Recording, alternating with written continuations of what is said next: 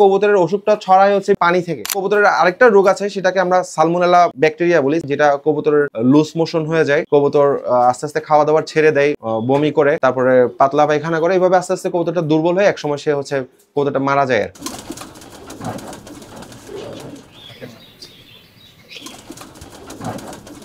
কবুতরের রোগ প্রতিরোধ রোধের ব্যাপারে সেটা আমি বলবো, কবুতরের প্রথম এবং প্রধান শত্রু বা সমস্যা হচ্ছে ঠান্ডা। আর কবুতরকে যদি আপনি একটা ভালো পরিবেশ দিতে চান, অবশ্যই সেটা চিন্তা করতে হবে যে কবুতরের জন্য ঠান্ডাটা না লাগে। আর দ্বিতীয় কথা হচ্ছে, কবুতরের ওষুধটা ছড়ায় হচ্ছে আপনার পানি থেকে। যেমন মনে করেন, এই পানিটা আমি যদি সারাদিন রাখতে পারবো, কোনো সমস্যা নেই। সন্ধ্যার পরে বা রাতের পরে যদি আমি পানিটা রাখি, এই পানিটাতে বিভিন্ন রকমের পোকামাকড়, তেলাপোকা এসে এখানে মুখ দিবে।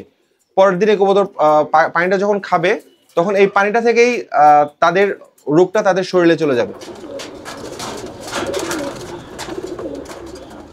কবুতরের আরেকটা রোগ আছে, সেটাকে আমরা সালমোনেলা ব্যাকটেরিয়া বলি। সালমোনেলা আক্রমণ হয়, যেটা কবুতরের লুজ মোশন হয়ে যায়। কবুতর আস্তে আস্তে খাওয়া দাওয়ার ছেড়ে দেয়, বমি করে, তারপরে পাতলা পায়খানা করে। এইভাবে আস্তে আস্তে কবুতরটা দুর্বল হয়ে একসময় সে হচ্ছে কবুতরটা মারা যায়। তো এই জিনিসগুলার লক্ষ্য রাখার জন্য সবসময় কবুতরকে পরিষ্কার পানি দিতে হবে। তারপরে হচ্ছে আবহাওয়া ভেদে কবুতর যেন ঠান্ডা না লাগে সেদিকটা খেয়াল রাখতে হবে।